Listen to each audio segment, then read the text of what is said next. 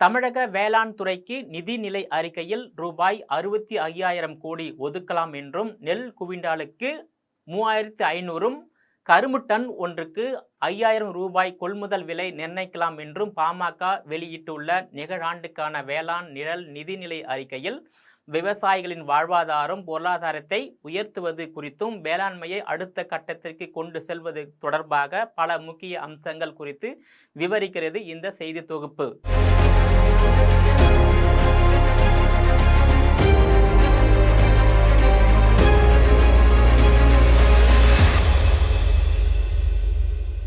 இரண்டாயிரத்தி 2025 மற்றும் 2026 ஆண்டு நிகழாண்டுக்கான நிதிநிலை அறிக்கையை தமிழக அரசு தாக்கல் செய்வதற்கு முன்பு ஆண்டுதோறும் பாமக சார்பில் நிழல் நிதிநிலை அறிக்கை, வேளாண் நிழல் நிதிநிலை அறிக்கையும் தொடர்ந்து வெளியிடப்பட்டு வருகிறது. அதன்படி சென்னை தியாகராய நகரில் உள்ள நட்சத்திர ஓட்டலில் பாமக தலைவர் மருத்துவர் அன்புமணி ராமதாஸ் அவர்கள் நிகழாண்டுக்கான வேளாண் நிழல் நிதிநிலை அறிக்கையை வெளியிட்டார்.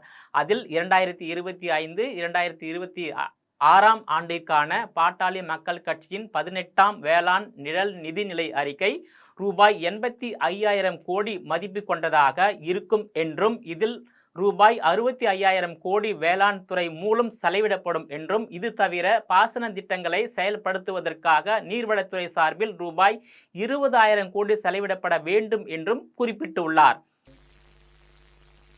ஆண்டுதோறும் நாங்கள் ஒரு நிழல் நிதிநிலை அறிக்கை, கூடுதலாக நிழல் வேளாண் நிதிநிலை அறிக்கையும் வெளியிட்டு வருகிறோம். அந்த அடிப்படையிலே 18 ஆண்டுகளாக தமிழ்நாட்டிலே நாங்கள் வேளாண் நிழல் நிதிநிலை அறிக்கை வெளியிட்ட காரணத்தால் தான் 4 ஆண்டுகளுக்கு முன்பு தமிழக அரசும் தமிழ்நாட்டிற்கு தனியாக வேளாண் நிதிநிலை அறிக்கையை வெளியிட்டிருக்கின்றார்கள். இது எங்களுடைய வலியுறுத்தலால் மக்களுக்காக, விவசாயிகளுக்காக நாங்கள் அழுத்தம் கொடுத்து தமிழக அரசை செய்ய வைத்தோம். இது எங்களுடைய நிறுவனருக்கு நன்றிகளை நாங்கள் தெரிவிக்கின்றோம்.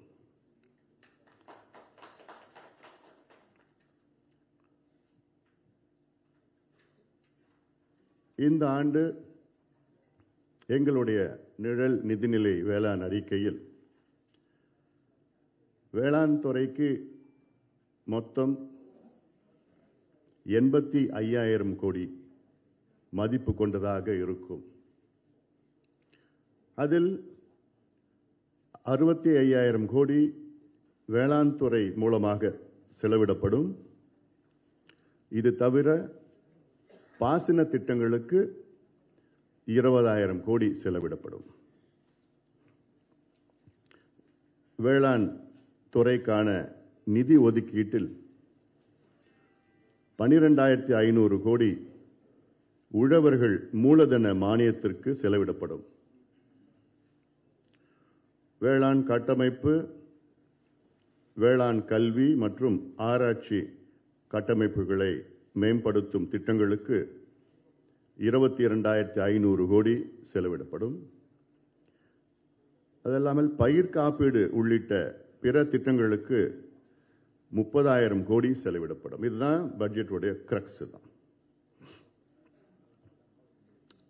வேளாண் துறைக்கான நிதி ஒதுக்கீட்டில் ரூபாய் 12,500 கோடி உழவர்கள் மூலதன மானியத்திற்கு செலவிடப்படும் என்றும், வேளாண் கட்டமைப்பு, வேளாண் கல்வி மற்றும் வேளாண் ஆராய்ச்சி கட்டமைப்புகளை மேம்படுத்தும் திட்டங்களுக்கு ரூபாய் 22,500 கோடி செலவிடப்படும் என்றும், பயிர் காப்பீட்டு உள்ளிட்ட பிற திட்டங்களுக்கு ரூபாய் 30,000 கோடி செலவிடப்படும் எனவும், தமிழ்நாட்டின் மொத்த நிதிநிலை அறிக்கை மதிப்பில் 25% வேளாண் துறைக்கு ஒதுக்கப்பட வேண்டும் என்பது பாமகவின் நிலைப்பாடு என அவர் கேட்டுக்கொண்டுள்ளார்.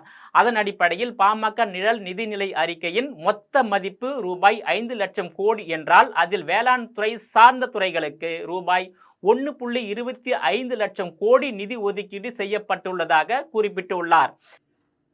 இந்த ஆண்டு எங்களுடைய நிழல் நிதிநிலை வேளாண் அறிக்கையில் வேளாண் துறைக்கு மொத்தம் 85,000 கோடி மதிப்பு கொண்டதாக இருக்கும்.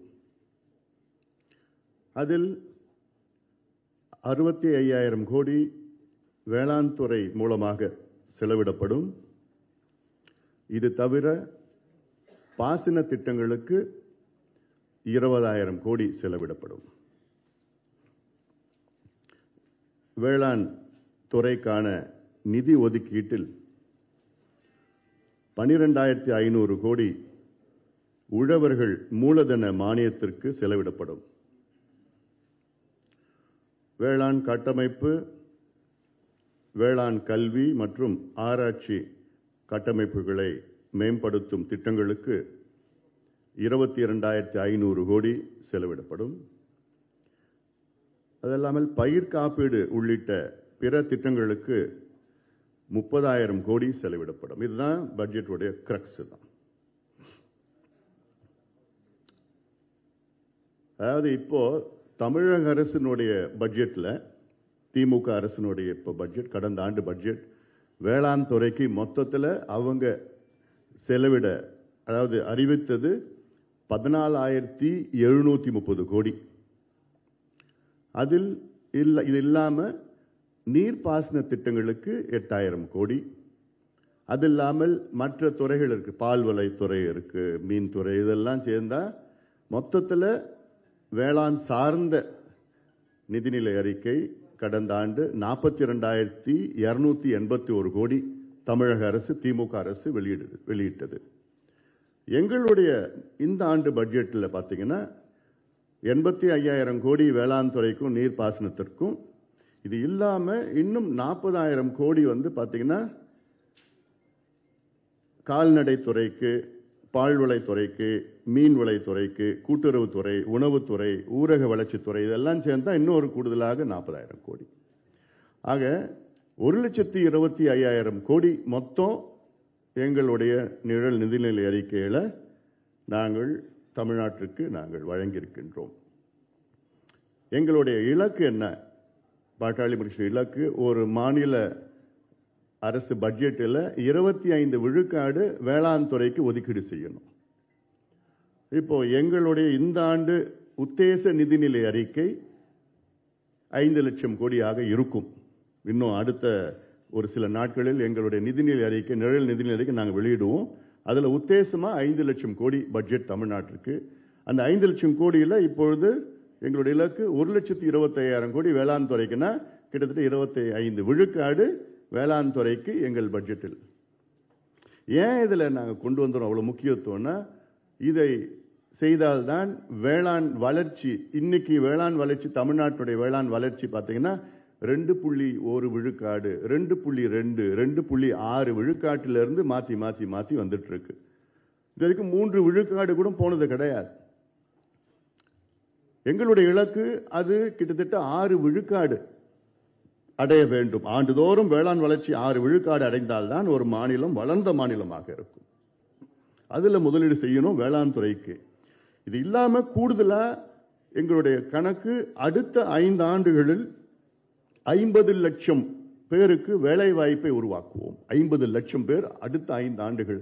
அதெல்லாம் நான் எப்படின்னு உங்களுக்கு சொல்றேன். நான் அதில் வேளாண்மை மற்றும் நீர்ப்பாசனத்திற்காக ரூபாய் 85,000 கோடி ஒதுக்கப்பட்டுள்ள நிலையில் கால்நடைத்துறை, பால்வளத்துறை, மீன்வளத்துறை, கூட்டுறவுத்துறை, உணவுத்துறை, ஊரக வளர்ச்சித்துறை ஆகிய பல்வேறு துறைகளில் வேளாண்மை சார்ந்த பணிகளை மேற்கொள்வதற்காக மட்டும் ரூபாய் 40,000 கோடி ஒதுக்கப்பட்டு உள்ளதாகவும், பயிர்க்கடன் சுமை, கொள்முதல் விலை உள்ளிட்ட உழவர்கள் எதிர்கொள்ளும் பிரச்சனைகள் குறித்து ஆராய்ந்து அவற்றை களைவதற்கான நடவடிக்கைகள் குறித்து பரிந்துரைக்க உயர்நீதிமன்ற நீதிபதி தலைமையில் வல்லுநர் குழு ஒன்று அமைக்கப்படும் எனவும், தமிழ்நாட்டில் 2025-26 ஆண்டு உழவர்களின் லாபத்தையும் வாழ்வாதாரத்தையும் பெருக்குவதற்கான திட்டங்களை செயல்படுத்துவதற்கான சிறப்பாண்டாக கடைபிடிக்கப்படும் என்றும் தெரிவித்துள்ளார்.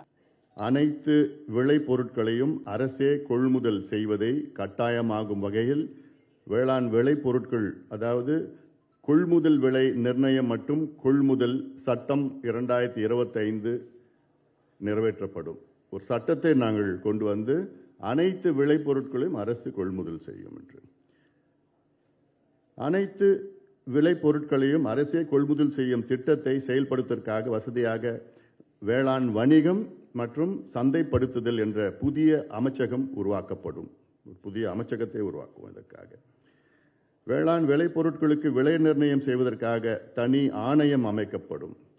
உற்பத்தி செலவுடன் 50 விழுக்காடு லாபம் சேர்த்து விலை நிர்ணயிக்கப்படும். இது MS சுவாமிநாதன் பரிந்துரை, உங்களுக்கெல்லாம் நல்லா தெரியும். இந்த பரிந்துரையை அவர் வெளியிட்ட அடுத்த மாதமே நாங்கள் அதை வலியுறுத்தி வருகின்றோம். எங்களுடைய மருத்துவர் ஐயா அவர்கள் இவ்வளோ காலமாக வலியுறுத்தி ஒவ்வொரு பட்ஜெட்லையும் நாங்கள் எங்களை போட்டு சமீப காலத்தில் தான் மத்திய அரசு அந்த கொள்கையில் ஏற்றுட்டு இருக்காங்க.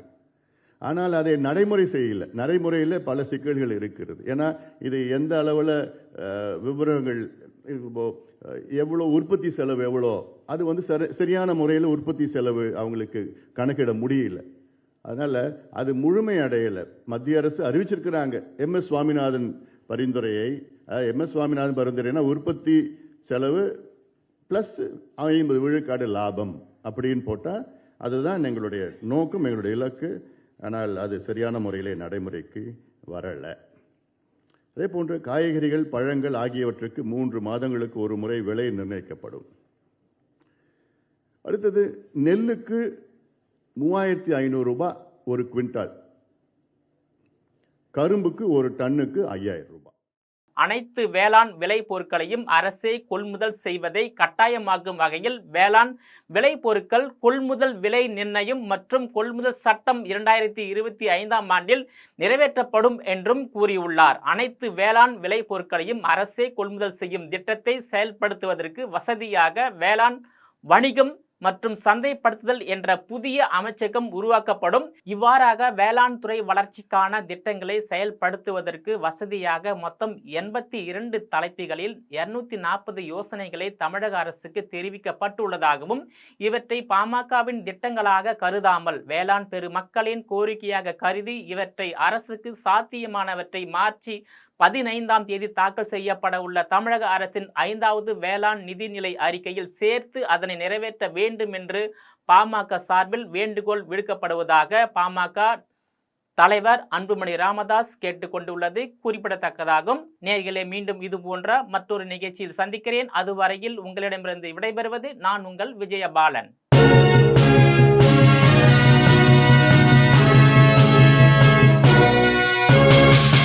உடனுக்குடன் அப்டேட் தெரிந்து கொள்ள ஜெம் டிவி தமிழ் ஆப்பை இன்ஸ்டால் செய்யவும்.